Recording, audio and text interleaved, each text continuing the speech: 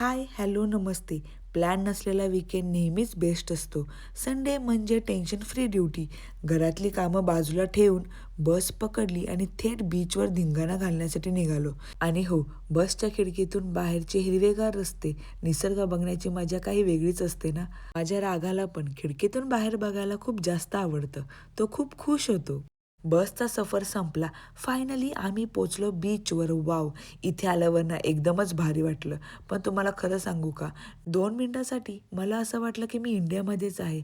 Because आपल्या कोकणातला feel पण असाच आहे. त्या थंडगार रेतीवर चालताना आणि जेव्हा लाटा पायांना लागतात ना, तो आनंद काही वेगळाच असतो. आणि तुम्हाला माहिती आहे का, जेव्हा आपण लहान मुलांसोबत वाळूत खेळतो ना, तेव्हा आपणही कधी लहान होऊन जातो समजतच नाही. खरं सांगायचं तर अशा छोट्या-छोट्या मोमेंट्समध्येच आयुष्याची खरी मजा असते. मस्त हवा, समुद्राच्या लाटा, भरपूर मस्ती, गप्पा आणि फॅमिली टाईम.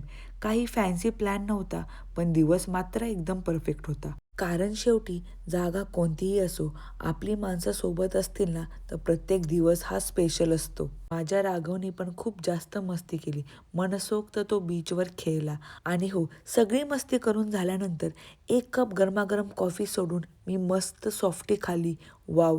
बीचवर सॉफ्टी खाण्याची मजा काही वेगळीच असते. घरी आल्यावर मस्तपैकी आम्ही पिझ्झा बनवला. तुम्हाला जर पिझ्झाची रेसिपी हवी असेल, तर माझ्या अकाउंटवर जाऊन नक्की चेक करा. तुम्हाला जर असे माझे नवीन-नवीन व्हिडिओ बघायचे असतील, तर मला फॉलो करायला विसरू नका. भेटू नेक्स्ट व्लॉगमध्ये. तोपर्यंत बाय.